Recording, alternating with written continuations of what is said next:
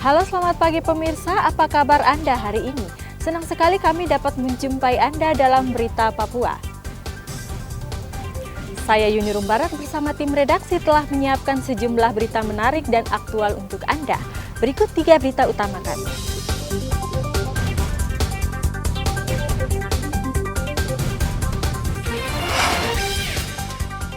Seorang tukang ojek di Kabupaten Puncak Jaya ditembak anggota organisasi Papua Merdeka. 4 kapal nelayan asal Merauke ditangkap petugas Australia. Bawa ganja saat dirazia seorang pemuda diringkus polisi.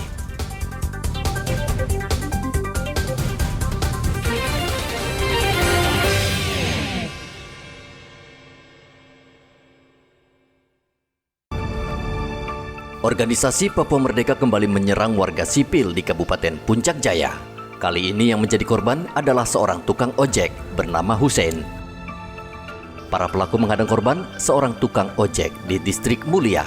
Mereka menembak korban dan mengenai bagian kepala. Beruntung korban selamat dan saat ini masih menjalani perawatan di rumah sakit.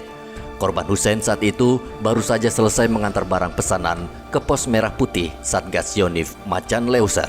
Saat perjalanan pulang, ia diserang 2 anggota OPM dan mereka sempat merampas ponsel dan uang miliknya. Warga sekitar akhirnya menolong korban dan membawanya ke RSUD Mulia. Rupanya helm yang ia kenakan telah menyelamatkan nyawanya. Insiden terjadi saat Hussein tengah selesai mengantar bahan makanan di pos TNI. Kemudian dari saksi menyampaikan bahwa dia menemukan melihat korban berjalan dengan kondisi terluka. Saat ini Polres Puncak Jaya tengah melakukan penyelidikan motif dari kejadian tersebut atau orang tak dikenal yang melakukan penembakan terhadap tukang ojek tersebut, dan sedang dilakukan upaya penyelidikan guna mengungkap pelaku dari aksi penembakan tersebut. OPM kerap menyerang warga sipil secara sporadis dan sudah ratusan orang tewas akibat tertembak.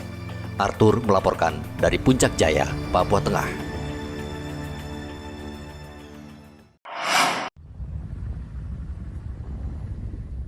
Pasca bentrokan antar 2 kelompok masyarakat di Kabupaten Duga yang terjadi selama 2 pekan, situasi sudah mulai berangsur membaik dan masyarakat sudah kembali beraktivitas secara normal.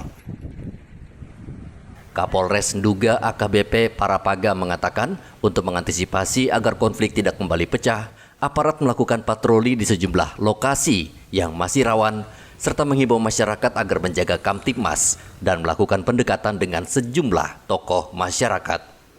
Selain itu, polisi bersama TNI juga menyita beberapa alat perang yang digunakan dalam bentrokan. Kodim 1706 Satgas TNI Polri yang berada di Kota Kenyam bersama-sama secara terintegrasi telah melakukan upaya tindakan kepolisian berupa penyitaan terhadap benda-benda alat perang yang dipakai oleh kedua kelompok berupa parang, busur, panah, dan juga sebagai upaya mencipta kondisi kita melakukan patroli secara terpadu di tempat-tempat yang rawan terjadi konflik dan juga waktu-waktu rawan terjadi kemungkinan terjadi bentrokan lanjutan oleh kedua belah kelompok. Tentunya hal ini juga kami dibantu sepenuhnya didukung oleh PJ Bupati Nduga, anggota DPR, MRP, tokoh agama, tokoh masyarakat yang ada di Kabupaten Duga.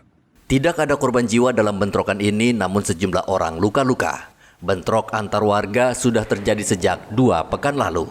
Pemicunya terkait perhitungan suara dalam pemilihan legislatif. Polres Nduga menghimbau masyarakat untuk tetap tenang dan tidak mudah terprovokasi. Arthur melaporkan dari Nduga, Papua Pegunungan.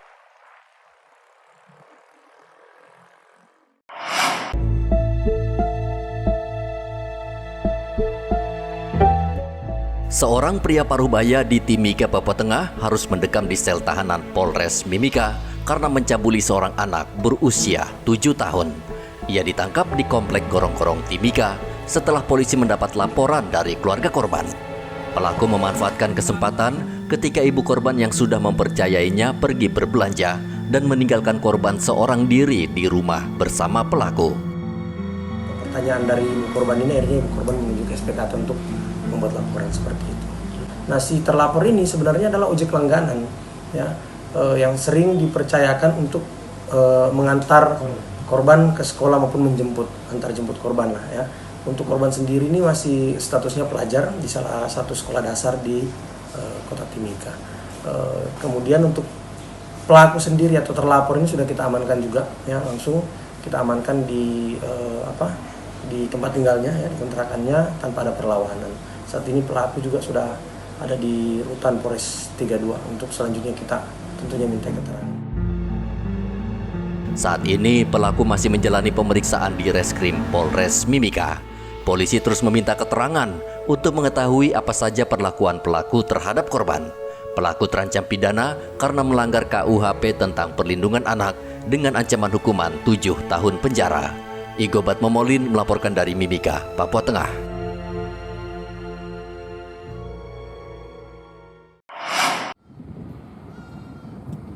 Nelayan asal Merauke kembali berurusan dengan negara lain akibat melanggar perbatasan.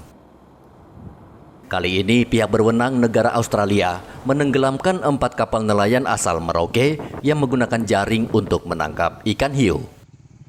1 kapal terpaksa ditenggelamkan karena tidak layak ditarik ke pelabuhan. Belakangan dari hasil pemeriksaan, pihak keamanan Australia melepaskan 1 kapal karena tidak terbukti menggunakan jaring ikan hiu. Himpunan Nelayan Seluruh Indonesia Papua Selatan saat ini sudah berkoordinasi dengan Konsulat Indonesia di Australia.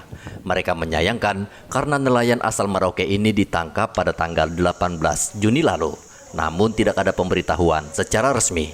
Penangkapan 4 kapal yang dilakukan oleh negara Australia di perairan 142 yang memang sudah melewati batas garis kita, batas negara kita. Ini kapal tidak layak untuk dibawa ke negaranya karena takutnya ada virus, ada lain. Akhirnya pada saat itu dia langsung ditenggelamkan pada saat itu. Hanya seluruh kru, ABK maupun kapten dinaikkan di kapal Latimojong, dan kapal Latimojong ini diarahkan ke pos Torasi. Akhirnya diturunkan di pos Torasi. Informasi yang kami dapat seperti itu. Akhirnya kapal Kembar Jaya 03 ini seluruh kru dinyatakan selamat dan bisa dikembali ke Indonesia. Terus Latimojong pun sempat ditangkap, tapi kemudian dikembalikan dilepas kembali untuk kembali ke Indonesia. Alasannya yaitu alat tangkap yang digunakan oleh kapal Latimojong ini dia bukan kapal penangkap sirip hiu. Dia hanya kapal jaring hanyut yang notabene dia hanya menangkap ikan kakap. Jadi dia tidak ada pasal yang memberatkan kapal itu. Akhirnya kapal itu dikembalikan ke Indonesia. Berserang 1-2 hari pada saat itu bersamaan ada sekitar 4 kapal juga yang harusnya ditangkap, tapi yang tertangkap yaitu 2. Yang pertama KM Putrajaya 03, yang berikut yaitu KM Nurlela 5. Nah, itu yang bersamaan pada saat itu. Akhirnya kapal ini digiring ke Australia. Yang kami dapat juga sekitar 15 orang yang ditangkap. 8 itu KM Nurlela 05, sedangkan yang 7 itu KM Putrajaya 03. Saat ini masih ada 2 kapal nelayan yang berisi 15 orang yang masih diperiksa pihak keamanan Australia. Muhammad Ridwan melaporkan dari Merauke, Papua Selatan.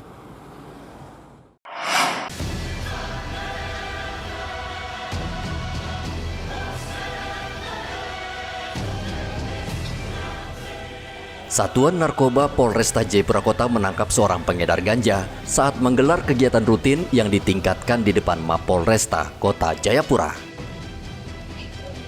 Polisi sejak awal sudah mencurigai gerak-gerik tersangka saat pemeriksaan surat-surat kendaraan.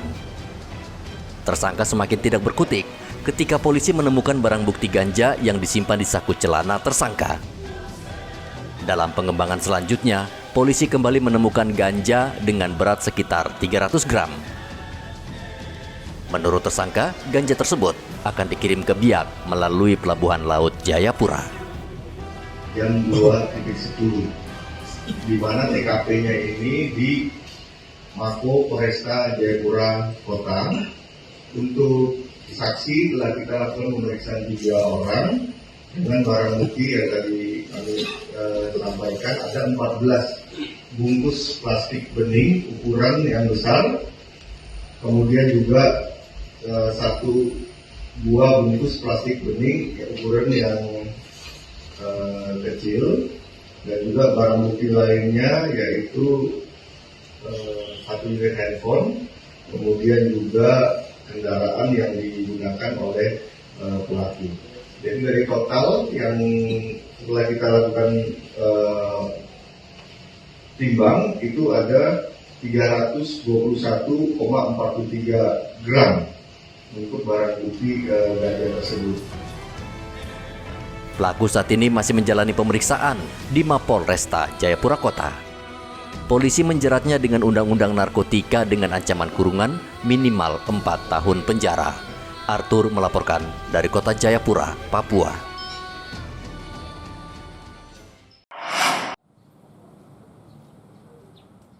Dampak cuaca buruk tahun ini dengan curah hujan tinggi tidak hanya menyebabkan produksi pertanian menurun, namun juga menyebabkan pendapatan kantor Samsat Merauke juga ikut menurun. Pasalnya, banyak warga enggan membayar pajak kendaraan karena cuaca buruk telah menyebabkan penghasilan mereka menurun drastis. Mereka lebih memilih membeli bahan makanan dibanding membayar pajak kendaraan bermotor. Kepala Samsat Merauke Kayafa Simbilap mengatakan hingga pertengahan tahun ini, rata-rata pendapatan dari sektor pajak kendaraan bermotor belum mencapai target, yaitu hanya 5%. Padahal tahun lalu, kantor Samsat sudah bisa meraup pendapatan melebihi 50%. Cuaca ekstrim ini mempengaruhi penerimaan pajak. Pajak daerah maksudnya, pajak kendaraan bermotor, biaya balik nama, akibat cuaca yang tidak stabil. Seperti tahun lalu itu, kemarau panjang. Tahun ini mulai dengan curah hujan yang tinggi mengakibatkan masyarakat punya hasil pertanian itu panen banjir, gagal panen. Itu berdampak karena di Merauke ini rata-rata masyarakat yang memberi kontribusi untuk PAD khususnya pajak kendaraan bermotor ini berasal dari masyarakat kita yang ada di daerah-daerah pertanian seperti dari Puri, Tanah Miring. Jadi itu mempengaruhi.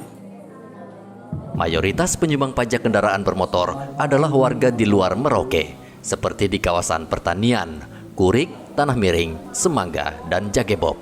Tidak hanya musim hujan, musim kemarau rupanya juga menjadi biang kerok seretnya pemasukan bagi Samsat Merauke.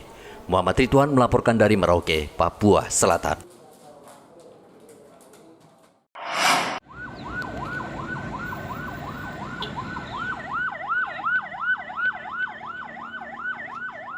Petugas Kantor SAR Nasional Wilayah Mimika menggelar simulasi penanganan kecelakaan.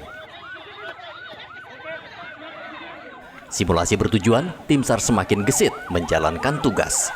Begitu pemerintah daerah menyatakan tanggap darurat, kami langsung bahkan kami sebelum diperintah langsung ke situ.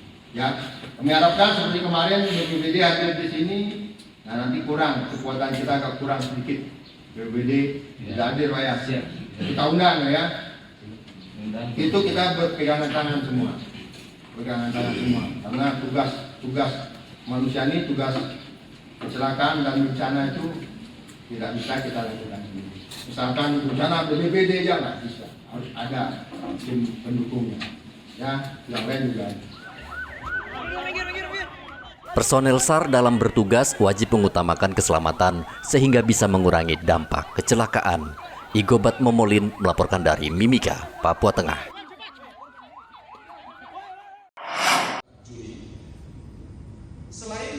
Panitia Pemungutan Distrik Merauke, Papua Selatan memberikan bimbingan teknis atau BIMTEK terhadap ratusan anggota PPD di salah satu hotel di kota Merauke. BIMTEK yang diberikan terkait dengan pencocokan dan penelitian pemilih di Merauke. Selain anggota PPD, BIMTEK juga diberikan kepada anggota Pantarlih atau petugas pendaftaran pemilih. Ketua PPD Distrik Merauke, Daniel, mengatakan BIMTEK ini sangat penting untuk menentukan daftar pemilih saat pilkada sebelum data menjadi daftar pemilih sementara dan daftar pemilih tetap. Berharap sekali untuk masyarakat itu juga proaktif melihat nama-nama mereka terdaftar atau tidak nanti di kelurahan-kelurahan, supaya jangan sampai nanti ending-endingnya pada saat pemilu baru kita saling menyalahkan. Sedangkan tahapan ini berjalan kurang lebih nanti 3 bulan sampai DPT keluar. Jadi mohon nanti kami berharap disosialisasikan juga bahwa proses pemutahiran data ini sangat penting. Disitulah mereka yang kemarin tidak terdata kita bisa masukkan.